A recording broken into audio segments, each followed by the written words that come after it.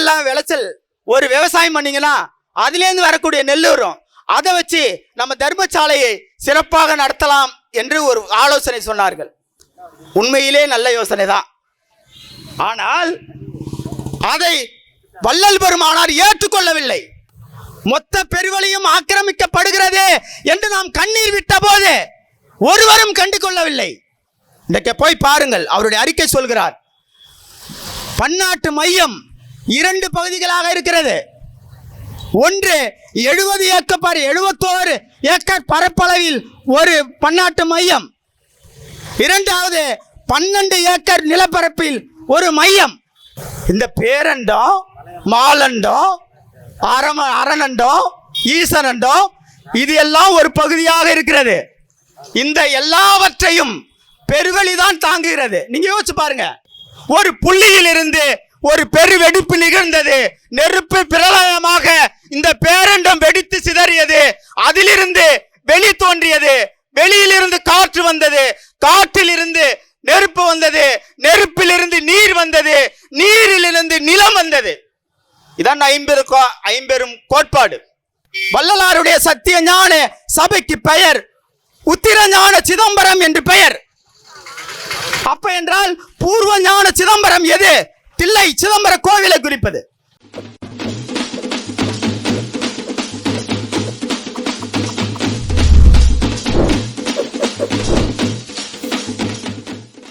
அருட்பெரும் ஜோதி அருட்பெரும் ஜோதி தனிப்பெரும் கருணை அருட்பெரும் ஜோதி எல்லா உயிர்களும் இன்புற்று வாழ்க வள்ளல் மலரடி வாழ்க வாழ்க. அன்பிற்கினியவர்களே, வள்ளலார் பன்னாட்டு மையத்தை வள்ளல் பெருமானார் நிறுவிய சத்திய ஞான பெருவெளிக்குள் அமைக்காதீர்கள், வேறு இடத்தில் அமையுங்கள் என்று ஒரு அறக்கோரிக்கையை வலியுறுத்தி பெருவெளி காப்பதற்கான கோரிக்கை முழக்க ஆர்ப்பாட்ட நிகழ்வில் தலைமையேற்றிருக்கக்கூடிய குடந்தை சாது குமார் அவர்களே, இந்த நிகழ்வில் முன்னிலை வைத்து கொண்டிருக்கக்கூடிய தெய்வ திரு ஜோதி கார்த்திகேயன் ஐயா அவர்களே, சேகர் ஐயா அவர்களே, ரவி ஐயா அவர்களே, சிவசங்கர் அவர்களே, ரவி வர்மா அவர்களே, தீன் தமிழன் அவர்களே, விளக்க உரை ஆற்றிய தெய்வ திரு ப உதயகுமார் அவர்களே, வள்ளலார் பணியகத்தினுடைய தஞ்சை பொறுப்பாளர் ஐயா ராஜமாணிக்கனார் அவர்களே, தஞ்சை வள்ளலார் பணியகத்தின்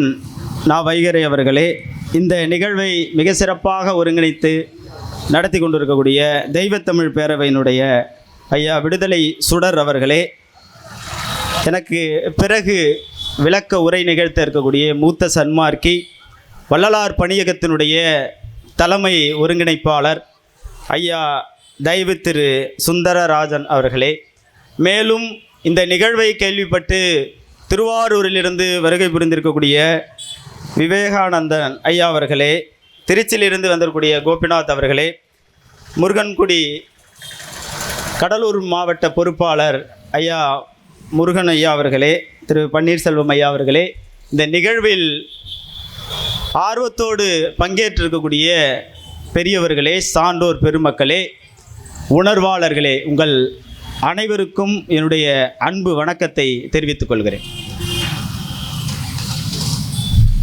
நாம் இன்றைக்கு வள்ளலூரில் இருக்கிற சிக்கல்களை தொடர்ந்து நம்மவர்கள் தொடர்ந்து பேசியிருக்கிறார்கள். வள்ளலார் 200 என்கிற இப்போ 2023 200வது ஆண்டு நிறைவு நாளை ஒட்டி தமிழக அரசு வள்ளலார் 200 என்கிற பெயரில் பல்வேறு இடங்களிலே 52 வாரங்கள் மிக சிறப்பாக நடத்தினார்கள். அவற்றை நாம் வரவேற்கிறோம். அதே நேரத்தில் வள்ளலாருக்கு ஒரு பன்னாட்டு மையத்தை அமைக்கிறோம், 100 கோடி மதிப்பிலே அமைக்கிறேன் என்று சொல்லி அந்த திட்டத்தை அறிவித்த அந்த திட்டத்தையும் நாம் வரவேற்கின்றோம். இங்கே எங்கே சிக்கல் வருது அப்படின்னா, வள்ளலார் திரு அருட்பிரகாச வள்ளல் பெருமானார் அருட்பெரும் ஜோதி இறைவனால் நிர்மாணிக்கப்பட்ட குறிக்கப்பட்ட இடமாக சொல்லப்படுகிற ஞான சித்திபுரமாக விளங்கக்கூடிய வடலூர் பெருவெளிக்குள் அமைப்பதைத்தான் நாம் எழுதுகிறோம். இது ரொம்ப தெளிவா புரிஞ்சுங்க. நாம் ஏதோ ஒரு உள்நோக்கத்தோடு பேசுகிறோம் என்பது அல்ல. நான் அதை பேசுகிற அதற்கு எதிர்ப்பதற்கு நாம் இரு காரணங்களை நாம் மிக தெளிவாக பேசுகிறோம். ஒன்று மெய்யியல் சார்ந்து, இன்னொன்று வரலாற்று பூர்வமான செய்திகளோடு தான் நாம் அதை அணுகின்றோம். வள்ளல் பெருமானார் அவருடைய முதல் மாணாக்கராக இருந்த தொழுதூர் வேலாயுதன் முதலியார் அவர்கள் ஒரு வாக்கை திரும்ப திரும்ப சொல்லியிருக்கிறார். வள்ளல் பெருமானார் அடிக்கடி சொல்லுகிற ஒரு வார்த்தை இருக்கிறது. அந்த வார்த்தை என்ன என்றால், என்னுடைய மார்க்கம் விஞ்ஞான மார்க்கம் அடிக்கடி சொல்லுவார் என்ற செய்தியை அவருடைய வள்ளலார் சரித்திர நூலிலே பதிவு செய்திருக்கிறார். சன்மார்க்க மெய்யியலை விளக்க வேண்டும் என்றால் சில அறிவியல் செய்திகளும் விளக்க வேண்டிய தேவை இருக்கிறது. காரணம், அறிவியலும் அறிவியல் வழிபட்ட மார்க்கம் தான் சன்மார்க்கம். அன்பர்களே, இந்த பெருவெளியை பலர் காலி இடம் என்று தவறான புரிதலோடு சொல்கிறார்கள். சத்திய ஞான பெருவெளியின் காலி இடமாக இருப்பது, ஒவ்வொரு திருக்கோயில்களிலும் ஒரு திடல் இருக்கும் இல்லையா, விழாக்கள் நடத்துவதற்கும் கூட்டங்கள் நடத்துவதற்கும் இருப்பது போல ஒரு திடல் என்ற புரிதல் இருக்கிறது. உண்மையில் அது திடல் அல்ல, அது ஒரு மெய்யியல் குறியீடு என்பதை நாம் தொடர்ந்து வலியுறுத்தி வருகிறோம். அந்த மெய்யியலை புரிந்து கொள்ள வேண்டும் என்றால் இரண்டு செய்திகளை உங்களுக்கு மிக ஒரு ஆழமான செய்தியை நாம் புரிந்து கொள்ள வேண்டும். ஒன்று, இந்த பிண்டம் எப்படி, அதாவது உடல் ரீதியான அறிவியல் தெரிய வேண்டும். இரண்டாவது, அண்டவியல் காஸ்மோனாலஜி என்று சொல்லப்படுகிற யூனிவர்ஸ் பற்றிய அறிவு வேண்டும். இந்த இரண்டும் இல்லை என்றால் அந்த சன்மார்க்க மெய்யியல் புரியாது. அதான் உண்மை. வள்ளல் பெருமானாருடைய சன்மார்க்கத்தில் மூன்று முதன்மையான கூறுகள் இருக்கின்றன. மூன்று முதன்மையான கூறுகள். ஒன்று வெளி, இரண்டாவது ஒளி, மூன்றாவது அழி. எல்லாருக்கும் வெளி தெரியும், ஸ்பேஸ்ன்னு சொல்றோம். எல்லாருக்கும் ஒளி தெரியும், லைட் தெரியும். அது என்ன, அழி என்ற ஒன்று இருக்கிறது. அழி என்றால் இரக்கம் என்று பொருள். இந்த மூணத்தையும், இந்த மூன்றும் தான் சன்மார்க்கத்தினுடைய குறியீடுகள். வெளி பற்றிய பேசுகிற பொழுது இந்த பேரண்டம் எப்படி உருவானது என்கிற செய்தியை தெரிய வேண்டும். வள்ளல் பெருமானார் தன்னுடைய 6ஆம் திருமுறையில் இந்த உலகம் எப்படி பிறந்தது என்பது சொல்கிறார். அப்ப சொல்லுகிற பொழுது ஸ்பேஸ் என்று சொல்லுகிறோமே, உலக படைப்பு எப்படி நிகழ்த்தப்பட்டது, எப்படி இந்த உலகம் வந்தது என்ற செய்தியை பதிவு செய்கிற பொழுது அறிவியல் சொல்லுகிறது பிக் பேங் தியரி. ஒரு புள்ளியில் இருந்து ஒரு பெரு வெடிப்பு நிகழ்ந்தது. நெருப்பு பிரளயமாக இந்த பேரண்டம் வெடித்து சிதறியது. அதிலிருந்து வெளி தோன்றியது. வெளியிலிருந்து காற்று வந்தது. காற்றிலிருந்து நெருப்பு வந்தது. நெருப்பிலிருந்து நீர் வந்தது. நீரிலிருந்து நிலம் வந்தது. இதான் ஐம்பெரும் கோட்பாடு. அதிலே முதலில் வெளிப்பட்டதனால் அதுக்கு பேர் வெளி. இன்றைக்கு வெட்ட வெளியாக இருக்கிறான் என்ற திருவருட்பாவிலே பதிவு செய்கிறார்கள். சித்த மரபு என்பது அதைத்தான். சித்தர்களுக்கு உருவ வழிபாடு இல்லை, அரு உருவ வழிபாடு. வெட்ட வெளிதான் இறைவன் என்கிற அந்த கோட்பாட்டை கொண்டவர்கள் சித்த மரபில். அதிலே வந்த அதனுடைய தொடர்ச்சியாக வாழையடி வாழை என வந்த திருக்கூட்ட மரபில் வந்த வள்ளல் பெருமானார் அதை சொல்லுகிறார். அப்படி இந்த அறிவியல் ரீதியாக சொல்லப்படுகிற அந்த செய்தி ஒரு புள்ளியில் இருந்து வந்தது என்று சொல்கிறார். சரி, அந்த புள்ளி எப்படி உருவானது தெரியல. அந்த புள்ளிக்கு உருவாவதற்கு முன்னாடி ஆதி நிலை இருக்கிறது, அது என்னவாக இருக்கிறது என்று சொல்லுகிற பொழுது பிக் பேங் தியரிக்கு அதுக்கு விளக்கம் கொடுக்கிறது. பிளாங்க் பீரியட் என்று சொல்கிறார். பிளாங்க் பீரியட் என்றால் ஒன்றுமில்லாத காலம். ஒன்றுமில்லாத காலம் காலத்தில் இருந்தது. அதிலே ஒரு இருமை வந்தது. அந்த இருமையிலிருந்து ஒரு புள்ளியாக ஃபார்ம் ஆகி அதாவது அந்த புள்ளி உருவாகி அதிலிருந்து வெளிப்பட்டது தான் வெளி. பெரிய ஆச்சரியமான செய்தியை நண்பர்களே, அருள் கூர்ந்த இந்த செய்தியை அருட்பாவில கேளுங்கள். அந்த ஆதி நிலை என்று சொல்லுகிறோமே, வெடித்தது வரையில்தான் அறிவியல் சொல்லுகிறது. அதற்குள்ளே என்னென்ன நிலை இருக்கிறது என்பதை பெருமானார் பதிவு செய்கிறார். அதற்குள்ளே என்னென்ன நடக்கிறது, அதற்குள்ளே ஆதி பகுதிகள் எத்தனை இருக்கின்றன என்கிற செய்தியை வள்ளல் பெருமானார் திரு அருட்பா 6ஆம் திருமுறையிலே பதிவு செய்கிறார். இந்த உலக தத்துவம் எப்படி அவரு அந்த ஒளி தேகம் எடுக்க வேண்டும் என்பதை குறியீடுதான் அந்த பெருவெளி. பெருவெளி என்பது ஏதோ பெரிய திடல் என்பதனால அல்ல, பல வெளிகளை உள்ளடக்கி இருப்பதனால் அது பெருவெளி. நான் ஆதாரத்தோடு பேசுகிறேன். ஏதோ நம்முடைய நண்பர்கள் பலர் எல்லாம் அந்த வெளியெல்லாம் எங்கே இருக்கிறது, அதெல்லாம் எங்கே இருக்கிறதுன்னு சொல்கிறார்கள். வண்ணமிகு பகுதி வெளி என்ற பகுதி வெளியை சொல்கிறார் வள்ளல் பெருமானார். அது எப்படி அந்த பகுதி வெளி, அதாவது ஸ்பேஸ், பார்ட் ஆஃப் ஸ்பேஸ் பேரு. அந்த வெளி எங்கே இருக்கிறது? இன்றைக்கு போய் ஸ்பேஸ் யூனிவர்ஸ் கேட்டு பாருங்க, கூகுள்ல கேட்டு பாருங்க. எதெல்லாம் கலராக இருக்கிறதோ, எதெல்லாம் வண்ணமயமாக இருக்கிறதோ அதெல்லாம் ஸ்பேஸ், அதாவது பகுதி வெளி என்கிற செய்தியை அந்த செய்திகளை விஞ்ஞானிகள் பதிவு செய்திருக்கிறார். ஒவ்வொரு வெளியில்ல இன்றைக்கு அந்த பெருவெளி என்கிறோமே, எல்லாம் பொய் அப்படியெல்லாம் சொல்லுகிறார்கள். அது எல்லாம் நமக்குள்ளே நிகழ்வது, அகத்திலே தான் அதெல்லாம் இருக்கிறது, புறத்திலே இல்லை என்று சொல்லுகிறவர்களே, உங்களுக்கு திருவருட்பா பாடலோடு நிரூபிக்கிறேன். இந்த பாடல் கிட்டத்தட்ட நடராஜபதி மாலை என்கிற அந்த பதிகத்திலே சொல்றார், எத்தனை உலகம் இருக்கிறது, எத்தனை அண்ட பகுதிகள் இருக்கின்றன. ஒரு அண்டம் என்றால் பல கோடி சூரியன்களை உள்ளடக்கிய தொகுப்பு. இன்றைக்கு நாம் சொல்லுகிறோம்ல சூரிய குடும்பம்னு, பல சூரியர்கள் இருக்கிற தொகுப்புக்கு தான் அண்டம் என்று பெயர். கேலக்சி என்கிறோம், யூனிவர்ஸ் என்கிறோம், பேரண்டம் சொல்லுகிறோம். ஆனால் இன்றைக்கு பல இருக்கலாம் என்று சொல்லுகிறார்கள், நிரூபிக்கிறார்கள். கிட்டத்தட்ட 21 லட்சம் பேரண்டங்கள் இருக்கின்றன சொல்லுகிறார்கள். ஐயா சொல்றாரு பாருங்க, எல்லாம் அண்டம் தான், அறிவியலுக்கு எல்லாம் அண்டம் தான். அப்படி இல்லை, ஒவ்வொரு அண்டத்தின் இயல்பு வேறு, ஒவ்வொரு ஸ்பேஸுக்கும் இருக்கிற வெவ்வேறு தன்மை வேறு. பிரம்ம மண்டம் சொல்றாரு, பெரும மண்டம், மாலண்டம், கோடான கோடி அண்டங்கள் இருக்கின்றன. அடுத்தது பாருங்க ஈசர் அண்டம், இப்படி அரணண்டம், இப்படி சொல்லிக்கொண்டே வரக்கூடிய வள்ளல் பெருமானார் பெருஞ்சக்தி சிரண்டம், பேரண்டம் வேற, சீரண்டம் வேற. அது வெரைட்டி ஆஃப் யூனிவர்ஸ் சொல்றோம்ல, அந்த ஸ்பேஸ். இப்ப இதெல்லாம் விஷயம் சொல்லிட்டு வரக்கூடிய வள்ளல் பெருமானார் சொல்கிறார் பாருங்க, உருவும் இவ்வண்டங்கள் அனைத்தும் அருள் வெளியில் ஒரு சிறு அணுக்களாய் ஊடசைவ அவ்வெளியில் நடுவே நடமிடும் தனிப்பெரும் கருணை அரசே என்று சொல்கிறார்.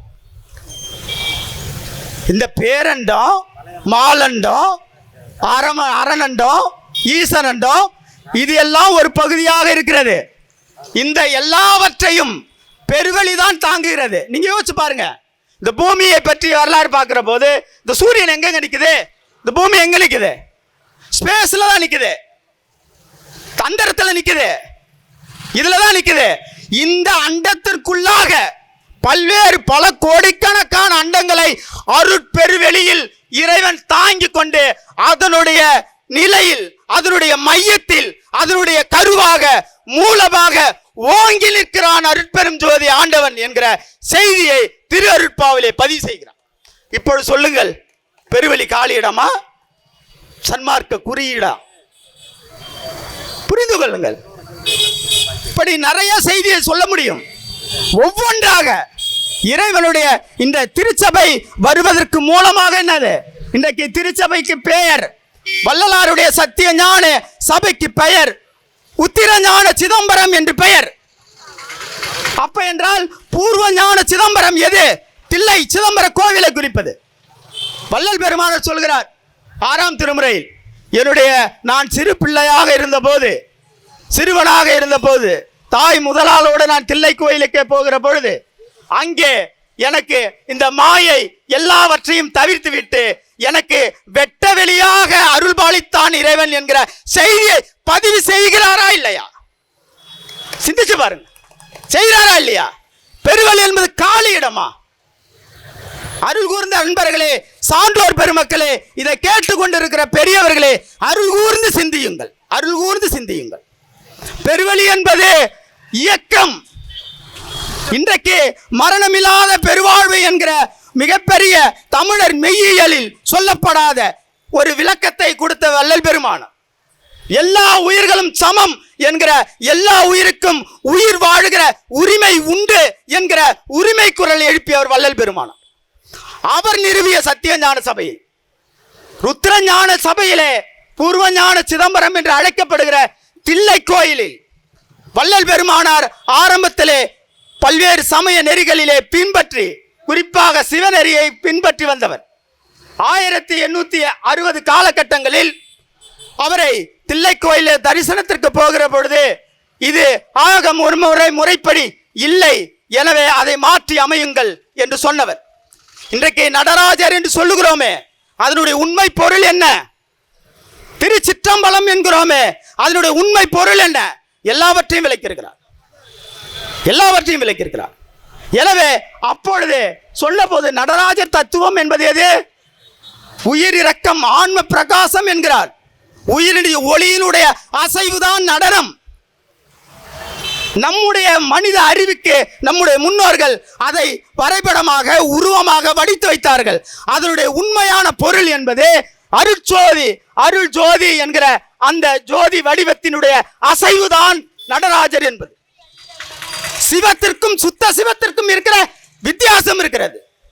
சிவம் சைவத்தினுடைய அடையாளம், சுத்த சன்மார்க்கம் எல்லாவற்றையும் கடந்து, சமயம் கடந்த, மதம் கடந்த ஒரு பொது நிலையில் சுத்த சன்மார்க்கத்தினுடைய குறியீடு. இதைத்தான விளக்கம் தானே இது. இவர்களுக்கு என்ன பிரச்சனை? உங்களுக்கு இந்த திட்டத்தை நாம் வரவேற்கின்றோம். பெருவெளிக்குள் ஏன் அமைக்க வேண்டும்? அப்படி என்ன அவசியம் இருக்கிறது? வள்ளலார் பணியகத்தினுடைய தோழர்கள், அன்பர்கள் எல்லாம் இந்து சமய அறநிலைத்துறை அதிகாரியை சந்தித்தோம். அவர்கள் சொல்லக்கூடிய அந்த செய்தி, நாங்கள் பெருவெளி எல்லாம் இருக்கவில்லை, ஏதோ ஒரு பகுதியை, ஒரு சின்ன பகுதியை எடுக்கிறதா சொன்னாங்க. இன்னைக்கு போய் பாருங்கள், அடிக்கல் நாட்டு விழா நடந்தது, எல்லாம் காசு கொடுத்து எடுத்துட்டு வந்து உட்கார வச்சாங்க. ஞாபகம் வச்சுங்க, ஒரு சன்மார்க்கு கூட அதை உளமாற ஏற்கவில்லை. நல்லா ஞாபகம் வச்சுங்க. சிலர் வேற வழி இல்லாமல் இருக்கிறார்கள், வேற வழி இல்லை. நாம் துணிந்து பேச வேண்டும். சன்மார்க்கர் என்றால் ஏதோ அருட்பெருஞ்சோதி மகாமந்திரம் சொல்லிவிட்டு கடப்பவர்கள் அல்ல, அநீதிக்கு எதிராக நிற்பவர்கள். அப்படித்தான் நின்னார் வள்ளல் பெருமானார். சாதி சமய இழுக்கு நடந்த போது அதை கண்டித்து குரல் கொடுத்தவர். சமயத்தின் பெயரால் நடந்த இழிவுகளை கண்டித்தவர். கொடுங்கோல் ஆட்சி நடந்த போது அந்த கொடுங்கோல் ஆட்சியை எதிர்த்து கருணையில்லா ஆட்சி கடிக்கு ஒழிக என்பவர். சும்மா இல்ல, புரிந்து கொள்ள வேண்டும். நாம், நீங்க பல பேர் கேட்கலாம், சரி இது மட்டும்தான் நடந்ததா, இப்படி மட்டும்தான் இருக்கிறதா, நாம் மட்டுமா எதிர்க்கிறோம்? வள்ளல் பெருமானார் மிக தெளிவாக சொல்கிறார். அந்த பெருவெளி என்பது இன்னைக்கு நான் ஐயா சொன்னது மாதிரி பூர்வஞான சிதம்பரமான தில்லை, அதனுடைய நிலப்பரப்பு என்பது 43 ஏக்கர். வெள்ளை வாரணார் அவர்கள், சைவ சித்தாந்தத்தை பேராசிரியராக இருந்த வெள்ளை வாரணார் அவர்கள் தன்னுடைய தில்லை பெருங்கோயில் என்கிற நூலிலே மிகச் சிறமையாக துல்லியமாக கொடுத்திருக்கிறார். தில்லை பெருங்கோயிலுடைய பரப்பு 43 ஏக்கர். அதை விட 2.5 மடங்கு அதிகம் 106 ஏக்கர், அதாவது 80 காணி நிலம். நீங்கள் எல்லாம் கேட்கலாம், இன்றைக்கு எதிர்க்கிறீர்களே, வள்ளல் பெருமானார் இருந்தால், வள்ளல் பெருமானார் அப்படி ஏதாவது சொல்லி இருக்கிறார்களா? சொல்லி இருக்கிறார், ஆதாரத்தோடு பேசுகிறேன். வள்ளல் பெருமானார் அந்த இடத்திலே எந்த கட்டுமானமும் வரக்கூடாது என்பதற்கான சான்று இருக்கிறது. அன்பர்களே, இந்த செய்தியை, ரொம்ப முக்கியமான செய்தி, வள்ளல் பெருமானாருக்கு அந்த ஒளி தேகம் எடுத்ததுக்கு பிறகு பல குழப்பங்கள் நடந்தன சன்மார்க்க சபையில். அப்பொழுதே குழப்பங்கள் ஆரம்பித்து விட்டது. வள்ளல் பெருமானார் சொல்லுகிற பொழுது விதிமீறல் நடைபெற்றது. சத்தியஞான பெருவெளியில், சத்தியஞான திருச்சபையில் இப்படி ஒரு நிகழ்வு நடந்த போது அதை கண்டித்து இப்படி செய்யக்கூடாது என்கிற கண்டித்து விண்ணப்பத்தை செய்தவர், கண்டித்து அறிக்கை விட்டவர். அதற்கு பிறகு விதிமீறப்பட்ட போது சபையை இழுத்து பூட்டி விட்டு சித்தி வளாகத்திற்கு போனார். அப்பொழுது அதனுடைய தொடர்ச்சியாக வந்தவர்கள் அதை ஐயாவுடைய அந்த திரு ஒளிதேகம் எடுத்ததுக்கு பிறகு சபை பூட்டப்பட்டிருந்தது. அதற்கு பிறகுதான் இந்த 4-6 பேர் சேர்ந்து ஒரு 4 ஆண்டுகளுக்கு பிறகு சித்திரை 1ஆம் தேதி அந்த திருச்சபையை திறந்தார்கள். அதிலே அதிலே ஒருவராக இருந்தவர் அவர் சபாபதி சிவாச்சாரியார். இந்த கருத்து ரொம்ப முக்கியமான கருத்து. அந்த சிவாச்சாரியார், சபாபதி சிவாச்சாரியார் ட்ரஸ்டியாக தன்னை வைத்துக்கொண்டு ஒரு விளம்பரத்தை அவர் கொடுத்தார். அந்த விளம்பரம் வந்தது 1893 1893. அதிலே அது வந்து அடுத்த 2வது 3வது ஆண்டில் 1896 தை மாதம் 17ஆம் தேதி சன்மார்க்க பெரியவர்களால், சன்மார்க்க அறிஞர்களால் ஒரு விண்ணப்பத்தம் ட்ரஸ்டி மறுப்பு, அதாவது சிவாச்சாரியார், சபாவாதி சிவாச்சாரியார் சொல்லப்பட்ட அந்த விளம்பரத்திற்கு, அந்த அறிக்கைக்கு மறுப்பு கடிதத்தை கொடுத்தார்கள். அதில் சொல்லப்பட்ட செய்தி மிக மிக ஆழமானது. 3 முறைகள் 2 முறைகள் அந்த பெருவெளிக்குள் கட்டட அமைப்பும் மற்ற விஷயங்களை செய்தார்கள். அப்பொழுது அந்த அறிக்கையில ஒரு மிக முக்கியமான செய்தியை சொன்னார். சபாவாதி சிவாச்சாரியார் அவர்கள் அந்த இடத்திலே ஆக்கிரமிப்பு செய்தார். அவருடைய மருமகனுக்கு சத்தியஞான சபைக்கும் இந்த தர்மசாலைக்கும் நடுவிலே அவருடைய மருமகனுக்கு அந்த இடத்தை பட்டா செய்வதற்கான வேலைகளை செய்து அங்க வேலி அமைத்து வேளாண்மை செய்ய முயற்சி பண்ணார். நான் சொல்வது 1893 வாக்கில். அப்பொழுது இந்த 1896 அந்த மறுப்பு கடிதத்தை எழுதுகிற பொழுது அதில் இந்த செய்திகள் எல்லாம் மறுத்து சொல்கிறார். அப்பொழுது சொல்லுகிறார்கள், இவரு இந்த மாதிரி அங்க ஒரு குளத்தை வெட்டினாங்க. கிட்டத்தட்ட வள்ளலார் காலத்தில், வள்ளலார் அதாவது சபாவாதி சிவாச்சாரியார் வந்து அங்க இன்னொரு குளம் வெட்டாம போறாரு. வெட்டி அதுக்கு பேர் சிவகங்கை என்று பெயர் வைப்பதற்கு முற்பட்டார். அதே போல அவருடைய மருமகனாக இருந்த மருமகனுக்கு சத்தியஞான அந்த வள்ளலாருடைய பெருவெளியில் அதிலே ஒரு பகுதியை சத்தியஞான சபைக்கும் தர்மசாலைக்கும் நடுவில் இருக்கக்கூடிய அந்த இடத்தை பட்டா போட்டு அவருக்கு வேலி அடைச்சு வேளாண்மை செய்ய முயற்சி பண்ணார். 2 விஷயம் செஞ்சார். இதை மறுத்து அவர்கள் சொல்லுகிற பொழுது அவர் சுட்டி காமிக்கிறார். வள்ளலார் காலத்தில் 500 ரூபாய் செலவு பண்ணி ஒரு பெரிய குளத்தை அமைத்தார்கள். 1867 காலகட்டத்தில் சத்தியஞான தர்மசாலை 1867 தொடங்கப்பட்டது. அந்த காலகட்டத்தில் எல்லாரும் என்ன சொல்றாங்க, ஒரு அன்பர்கள் 80 காணி நிலத்தை கொடுத்துட்டாங்க. அப்பொழுது நீங்க நான் சொல்லக்கூடிய செய்தியில் 1867 அப்பொழுது சத்தியஞான சபை தோற்றுவிக்கப்படவில்லை. முக்கியமான செய்தி. முதலில் தர்மசாலை தான் தொடங்கப்பட்டது. அதுக்கு முன்னாடி சத்தியஞான சபை பிறக்கப்படவில்லை. அப்பொழுது சொல்லுகிறார் வள்ளல் பெருமானார். எல்லாம் அந்த அன்பர்கள் எல்லாம் கூடி சொல்றாங்க, ஐயா நம்ம சத்தியஞான எல்லாருக்குமே தர்மசாலை தொடங்கிட்டோம். எல்லாத்துக்கும் தண்ணி தேவை, தண்ணீர் குடிக்கிறதுக்கு மற்றதுக்கு தேவைப்படுது. நம்ம வெட்ட வெளியில சும்மா தானே இருக்கு, அங்க ஒரு குளத்தை வெட்டி எல்லாரும் பயன்பெறலாமே அப்படின்னு சொன்னார். அதற்கு வள்ளல் பெருமானார் சொன்னது மிக முக்கியமானது. ஒரு எல்லை வைத்தாலும் எல்லை விடாதவாறு பெரும் கூட்டம் ஒரு நாளும் வரும். எனவே இதை இங்கே செய்யக்கூடாது என்ற அன்றே தடுத்தவர் வள்ளல் பெருமானார். அன்றே தடுத்தவர். நீங்க சிந்திச்சு பாருங்க. ஒரு குளத்தை அவருடைய மனுமுறை கண்ட வாசகம், அந்த நூலை படித்திருப்பீர்கள். நல்லோர் மனதை நடுங்க செய்தவனா என்ற பாவத்தை பட்டியலிடுகிற பொழுது அப்பொழுது அவர் சொல்லுகிறார், ஒரு இடத்துல சொல்லுகிற பொழுது நீர்நிலையை துற்பது பெரும்பாவம் என்கிறார். நீங்க நல்லா கவனிங்க. நீர்நிலையை தோண்டப்பட்ட குளத்தை வள்ளல் பெருமானார் மூட சொன்னார். அப்படிப்பட்ட வள்ளல் பெருமானார் தான் மனுமுறை கண்ட வாசகத்திலே பேசுறார், நீர்நிலையை துர்க்க கூடாது. இப்ப இதுல இருந்து நமக்கு என்ன தெரியுது, நீ இதற்கான இடம் அல்ல. பெருவெளி என்பது கொலை வெட்டுவதற்கு இடம் இல்லப்பா. இதுதான் அவர் சொன்ன செய்தி. இதே போல இன்னொரு நண்பர்கள் சொன்னார்கள், ஐயா இந்த பக்கம் நிறைய இடம் கிடக்குது, விவசாயம் பண்ணலாம், எல்லாருக்குமே பசி போக்குற வேலை தானே செய்கிறோம். அதனால் இப்போ திருக்கோயில்களில் ஒரு முறை உண்டு, கோயில் நிலங்கள் உண்டு.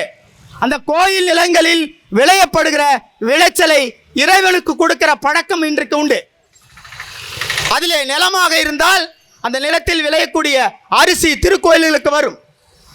அதே போல பூ நந்தவனம் என்ற இருக்கிறது, அதில் விளையக்கூடிய இப்போ சிவனுக்கெல்லாம் எல்லா கோயில்களுக்கும் உண்டு. அதில் அந்த இறைவனுக்குரிய மலர்களை அங்கே உற்பத்தி பயிரிட்டு அதிலிருந்து வரக்கூடிய பொருட்களை தான் அங்கே அபிஷேகம் மற்ற சிறப்பு வழிபாட்டுக்கு பயன்படுத்துவார்கள். இப்படி ஒரு முறை இருக்க வள்ளல் பெருமானார் அவர் காலத்திலே சொல்கிறார்கள், ஐயா நாம பசி தீர்க்கிற வேலை நடக்கும், இங்கெல்லாம் விளைச்சல் ஒரு விவசாயம் பண்ணிங்கன்னா அதுலேருந்து வரக்கூடிய நெல் வரும், அதை வச்சு நம்ம தர்மசாலையை சிறப்பாக நடத்தலாம் என்று ஒரு ஆலோசனை சொன்னார்கள். உண்மையிலே நல்ல யோசனை தான். ஆனால் அதை வள்ளல் பெருமானார் ஏற்றுக்கொள்ளவில்லை. பசியாற்றுகிற வேலையை செய்து கொண்டிருக்கிற வள்ளல் பெருமானார் வேளாண்மையை அந்த பகுதியிலே செய்யக்கூடாது என்று மிக கடுமையாக தடுத்தார் என்கிற வரலாற்று உண்மை வடலூர் வரலாறு என்கிற தலைப்பில் அந்த செய்திகளை உரைநடிகள் பதிவு செய்திருக்கிறார். நான் ஆதாரத்தோடு தான் பேசுவோம். அப்படி சொல்றார், இங்க சிவகங்கை என்ற குளத்தை வெட்டி இந்த சிவாச்சாரியார் இப்படி அநியாயம் பண்ணுகிறார்களே, அதை தவறு, அது சன்மார்க்க விதிகளுக்கு மாறானது என்று தடுத்தவர். நான் சொல்வது 1896. அப்படி என்றால் நமக்கு 2 செய்திகள் தெரிகின்றன. வள்ளலார் காலத்தில் குளம் வெட்டப்பட்ட போதும் பயிர் செய்த போதும் அதை வள்ளல் பெருமானார் தடுத்தார். 1800களில் 1893 காலகட்டத்தில் அந்த சபாபதி சிவாச்சாரியார் அதனுடைய பெருவெளியில் வேலி போட்டு வேளாண்மை செய்ததையும் பெருங்குளம் வெட்டியதையும் சன்மார்க்க அன்பர்கள் அறிஞர்கள் எதிர்த்தார்கள். இன்றைக்கு நாம் எதிர்க்கின்றோம். நாம் வள்ளலார் வழியிலிருந்து பேசுகிறோம். வள்ளலார் வழியிலிருந்து இன்றைக்கு ஐபிசிசி தமிழில் ஒரு ஊடகம் இருந்தது, அதில் எனக்கு இன்டர்வியூ கேட்டாங்க, இன்றைக்கு பெருமானார் இருந்திருந்தால் அதை அனுமதிப்பாரா என்கிற. நிச்சயம் சொல்கிறேன், அனுமதிக்க மாட்டார் என்பதுதான். எல்லாம் இறைவன் பார்த்து கொள்வான் என்பது உண்மையாது. அது இயற்கை இயங்கியல் புரியாதவர்கள், இறையியல் கோட்பாட்டை அறியாதவர்கள் பேசுகிற பேச்சு. ஏனென்றால் இயற்கை இயங்கியலை பற்றி நமக்கு தெரியும். ஊழி காலம் என்று ஒரு காலம் இருக்கிறது. ஊழி காலம், இயற்கையில் சுனாமி போன்ற பேர் நிகழ்வுகள் நடக்கிறதெல்லாம் ஊழி காலம் என்பார்கள். ஊழி காலம் என்றால் அழிகிற காலம் என்பது பொருள், மாற்று வடிவத்தை மாற்றுகிற நிலை. அப்படி ஊழி காலம் என்ற இயற்கை உண்மையில் இருக்கிறது. நீ எந்த இடத்துல சூழல் பாதிக்கப்பட்டால் அங்கொழுது ஒரு பெரு சீற்றம் வரும். ஏன் சுனாமி வந்தது? கடலில் ஏற்பட்ட மாசு, பூமியில் ஏற்பட்ட மாசு. ஏன் புயல்? இன்றைக்கு கிளைமேட் சேஞ்ச் என்கிறோமே, ஏன்? காற்று மாசு, நில மாசு, நீர் மாசு, இதனுடைய விளைவு. எப்படி இயற்கை சமநிலை தொடங்குகிறதோ, இயற்கை சமநிலையில் எங்கெல்லாம் ஏற்ற தாழ்வுகள் நடக்கிறதோ அதையெல்லாம் ஊழி காலம் என்ற ஒரு காலம் வந்து சரி செய்யும். அதே போலத்தான் சமூகத்தில் ஊழி நடக்கும். சமூகத்தில் ஊழி காலம் நடக்கும். அநீதிகள் மேற்படுகிற பொழுது, அநீதிகள் தலை தூக்குகிற பொழுது அறவோர்கள் தோன்றுவார்கள். எல்லா உலகத்தில் எல்லா பகுதியிலும் நடக்கிற விஷயம் இதுதான். அன்பு எங்கெல்லாம் தோற்றுகிறதோ, அறம் எங்கெல்லாம் வீழ்கிறதோ அங்கெல்லாம் அறவோர்கள் எழுந்திருப்பார்கள். அப்படித்தான் எல்லா சமயங்களிலும் இருக்கிறது. நம்முடைய இயேசுநாதர் பேசுகிறோம், முகமது நபிகளை பேசுகிறோம். இன்றைக்கு தமிழுக்கு இழுக்கு நேர்ந்த போது மாணிக்கவாச ஞான சம்பந்தரும் திருநாவுக்கரசரும் தமிழை மீட்டெடுக்கிற ஊழி நடந்தது. அப்பொழுது தமிழர்களுக்கு ஆட்சி கிடையாது. இப்படித்தான் நடக்கிறது. அதே போல் உயிர் இரக்கம் குறைகிற பொழுது வள்ளலார் என்கிற அரோவர் தோன்றினார். இதெல்லாம் தோன்றுவது எல்லாம் சும்மா இல்லை. அதுதான் வள்ளல் பெருமானார் சொல்றார், வருவிக்க உற்றேன் என்கிறார். எல்லாம் இயற்கையின் இறை படைப்பின் விளைவுதான். நாம் இயற்கை வானத்திலிருந்து இறைவன் கொட்டுவதில்லை, வானத்திலிருந்து பீரிட்டு எழுவதில்லை, நம்மோடு நம் வாயிலாக செயல்படுவான். அதனால்தான் இறைவன் கருத்தாக இருக்கிறான் என்கிற பொருள் உண்டு. எனவே இந்த கருத்தை நாம் புரிந்து கொள்ள வேண்டும். வள்ளல் பெருமானாருடைய கொள்கைக்கு எதிராக தமிழக அரசு செயல்படுகிறது. அதை உடனடியாக நிறுத்த வேண்டும் என்று நான் பணிவோடு கேட்டுக்கொள்கிறேன், பணிவோடு கேட்கிறேன். ஏனென்றால் நாம் 8 மாதங்களாக பேசிக் கொண்டிருக்கிறோம், இன்று இல்லை. நான் கேட்கிறேன், என்றைக்காவது பன்னாட்டு மையம் அமைப்பதற்கான ஒரு சரியான ஆலோசனை கூட்டம் நடந்ததுண்டா? அல்லது இந்த பெருவெளி பற்றி பெருவெளியில் தான் அமைக்க போகிறோம் என்று ஏற்கனவே அரசு சொல்லியிருந்ததா? இந்த 4 பேர் இருக்கிறாங்க, இவர்கள் தான் சன்மார்க்க உலகத்தை ரெப்ரசன்டேட்டிவா? அவர்கள் தான் சன்மார்க்க உலகமா? சன்மார்க்க என்பது அவர்கள் மட்டும்தானா? இங்க இருக்கிற சுந்தரராஜன் ஐயாவோ ராஜமாணிக்க ஐயாவோ குமார் ஐயாவெல்லாம் கிடையாதா? கேட்கிறோம். 4 பேர் ரகசிய ஒப்பந்தம் போட்டுக் கொள்கிறீர்கள். அது என்னது? அன்னைக்கு நாங்கள் போய் கேட்கிறோம், இந்து சமய அறநிலையத்துறை அதிகாரி அவர்களை கடலூரில் சந்தித்து பேசுகிறோம். அப்படி சொல்றார், இது ஷீல் ப்ராஜெக்ட், ரகசியமான ஒப்பந்தமா? இது என்ன ராணுவ ரகசியமான்னு கேட்கிறோம். இன்று வரையில் வெளிப்பட தன்மை இல்லை நண்பர்களே. நாங்கள் போய் இன்றைக்கு முருகன் ஐயா பன்னீர் ஐயா வந்திருக்காங்க, அவர்களெல்லாம் போய் கேட்கிறோம், ஐயா 70 ஏக்கர் பரப்பிலே கொண்டு வர போகிறீர்கள் என்கிறோமே, இது பாவம் இல்லையா? இது செய்யக்கூடாது என்று சொல்லுகிற பொழுது அவர் சொல்கிறார் 70 ஏக்கர் பரப்பில் அல்ல, அது பொய்யான தகவல், 10 ஏக்கர் என்கிறார். 10 ஏக்கர் தானா? அதற்கு ஏதாவது ஆதாரம் கொடுங்கள். அதுக்கு மேலே இல்லையா? ஆதாரம் கொடுங்கள் அப்படி என்கிறோம். யாரை பார்த்து நீங்க கேள்வி கேட்கிறீங்க? ஒரு சிலரை சொல்லி அவர்களோட நீங்கள் சன்மார்க்கீங்களா என்று கேள்வி கேட்டார். நான் அவ்வளவு பெரியவர்கள், எளிய பிள்ளை, இந்த வள்ளலார் மார்க்கத்தை வளர வேண்டும், அதனுடைய மெய்யியலை புரிந்து கண்கன் என்கிற எளிய பிள்ளையாக கேட்கிறேன் என்று சொன்னேன். அவர் பதில் மறுத்து விட்டார். அதற்கு பிறகு அன்றைக்கு அடிக்கல் நாட்டு நிகழ்வு நடத்துகிறார்கள். இவ்வளவு எதிர்ப்புக்கு பிறகு அன்றைக்கு அந்த நேரத்தில் முதல் நாள் வரையில், இதெல்லாம் கவனிங்க, முதல் நாள் வரையில் ஒரு அடிக்கல் நாட்டு நிகழ்வு நடத்துகிற அரசு குறைந்தபட்சம் 2 நாட்கள் ஏற்பாடு செய்யணும். எல்லா அன்பர்களும் குறைஞ்சது ஒரு வாரத்துக்கு முன்னாடி எல்லா அன்பர்களோட சொல்லி வாங்க, இது மாதிரி அடிக்கல் நாட்டு நிகழ்வு நடக்கணும்னு சொல்லி இருக்கணுமா இல்லையா? ஆனால் அப்படி சொல்லவில்லை. முதல் நாள் 5 மணி வரையில் சபையில் அப்படி அடிக்கல் நாட்டு நிகழ்வை எந்த அடிக்கல் நாட்டு விழா தான் நடக்க போகிறதா என்ற கொஸ்டினோட தான் இருந்தது. ஏனென்றால் பந்தல் இல்லை, எந்த ஏற்பாடும் இல்லை, எப்பொழுதும் போலவே தான் இருந்தது.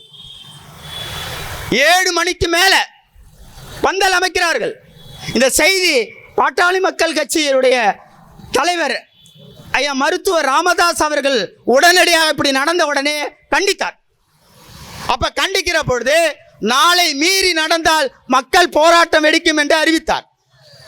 நாங்கள் எல்லாம் அங்கே போயிட்டோம், முருகனையா உட்பட மணிமாறனோட உட்பட எல்லாம் அங்கே போயிட்டோம்.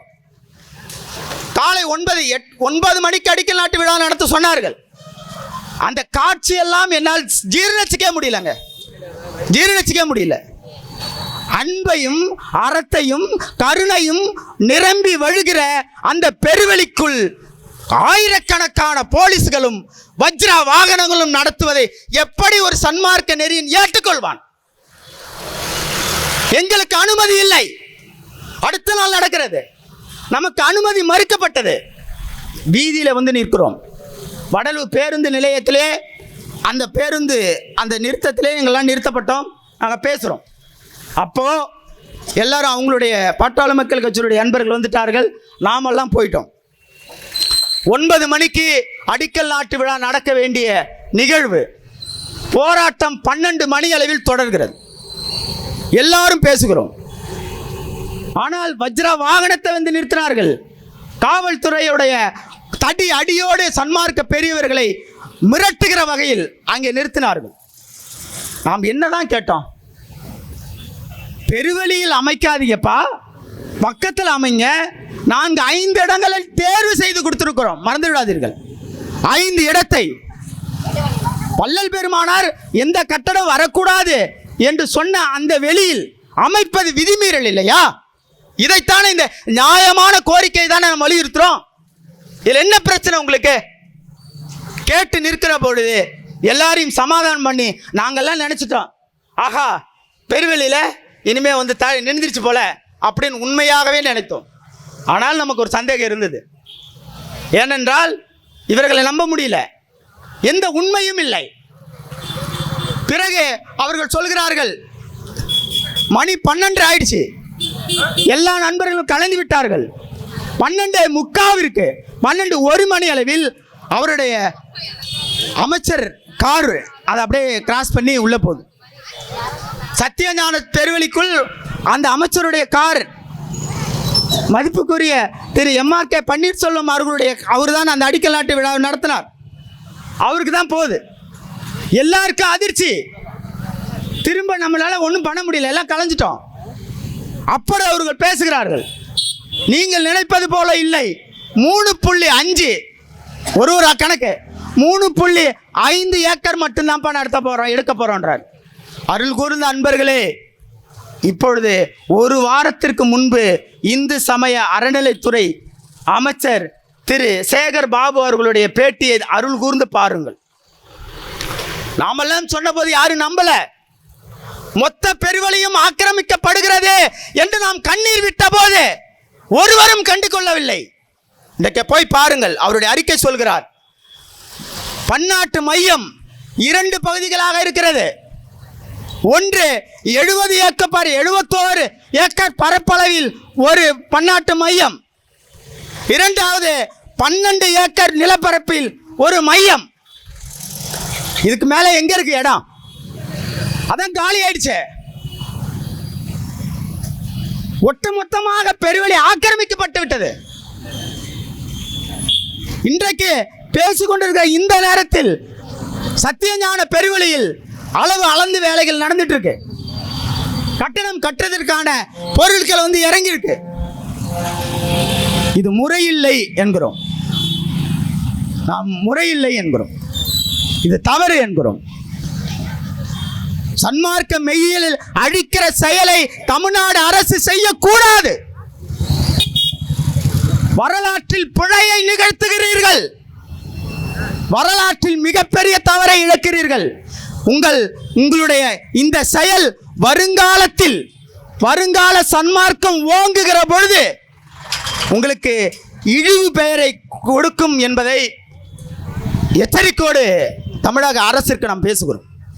இப்பொழுதும் கூட காலம் இருக்கிறது, உங்களுக்கு நேரம் இருக்கிறது.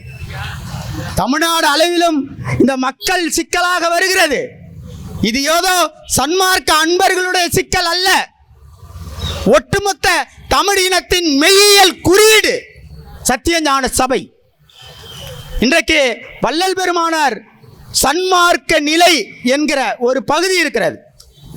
அதிலே வள்ளல் பெருமானார் சொல்கிறார், ஒரு காலத்தில் சித்திஞானபுரத்தில் உலகத்தில் எல்லா மூலையிலிருந்து வருவார்கள்.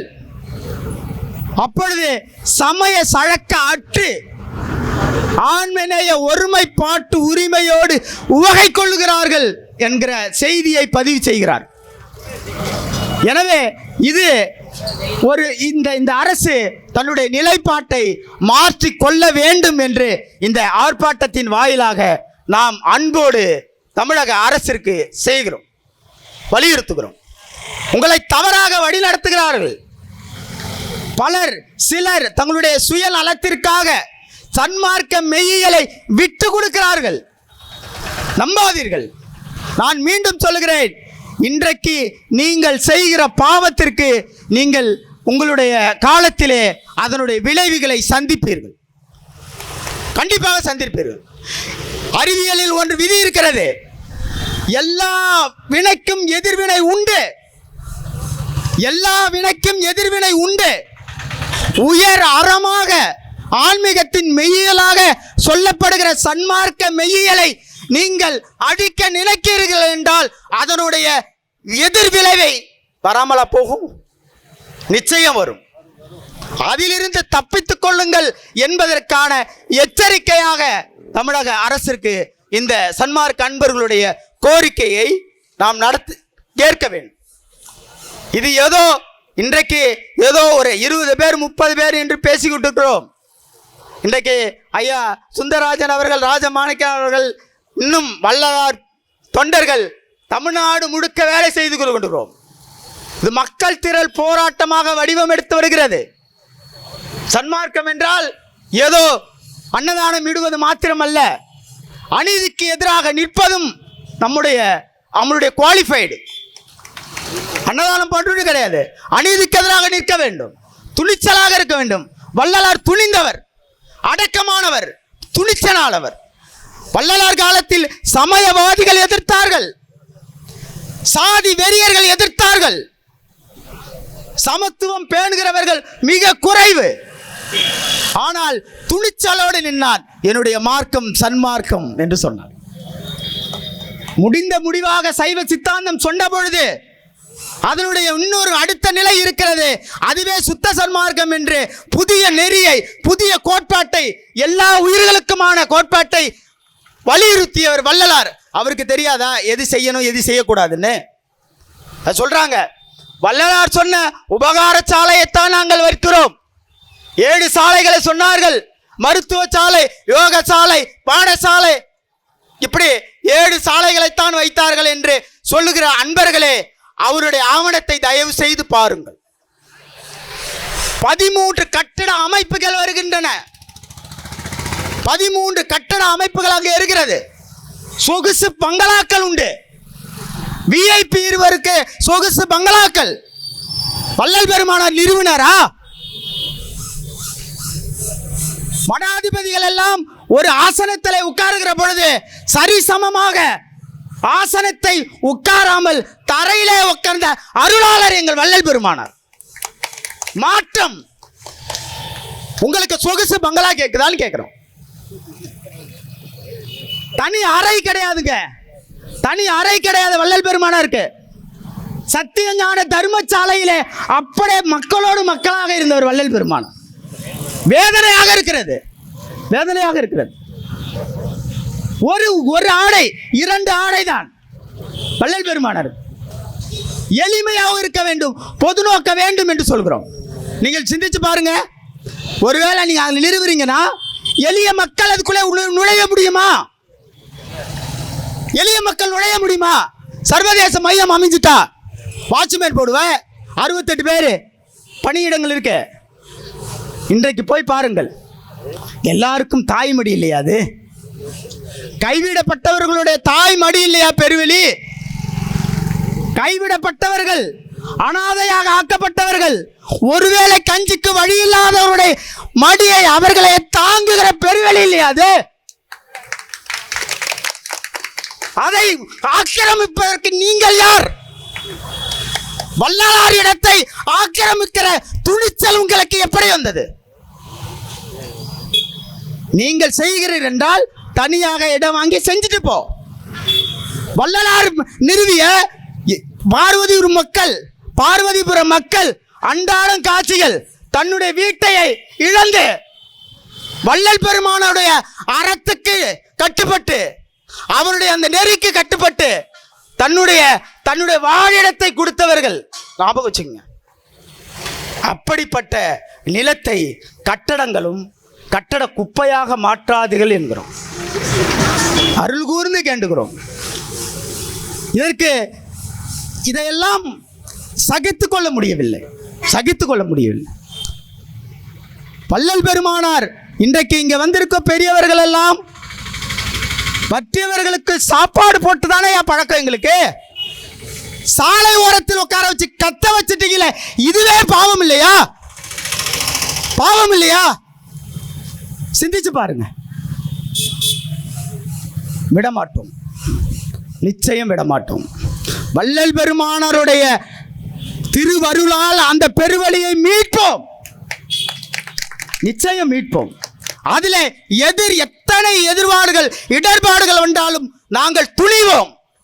ஏனென்றால் நாங்கள் பேசுகிற வார்த்தைகள் எல்லாம் நாயகன் தன் வாழ்க்கை சத்தியம்.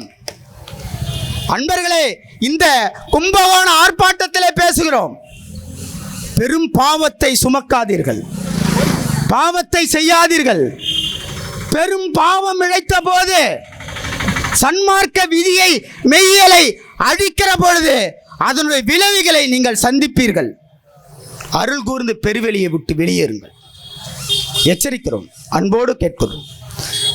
ஏனென்றால் இறுதிக்கும் இறுதியாக வள்ளல் பெருமானார் சொன்ன வார்த்தையோடு என்னுடைய உரையை நிறைவு செய்கிறேன். சத்திய ஞான பெருவெளி சத்திய ஞான சபையில் கட்டப்படுகிற பொழுது வள்ளல் பெருமானார் சொன்னார், அங்கே விதிமீறல்கள் நடைபெற்றது. அப்பொழுது வள்ளல் பெருமானார் எச்சரிக்கை அறிவிப்பை கொடுத்துவிட்டு இறுதிக்கும் இறுதியாக ஒரு வார்த்தையை சொன்னார். சொல்வதை சொல்லிவிட்டோம், வருவதை எதிர்கொள்ள வேண்டியது. இதே வள்ளல் பெருமானுடைய திருவாக்கைத்தான் இன்றைக்கு தமிழ்நாடு அரசுக்கு நாங்கள் சொல்லுகின்றோம்.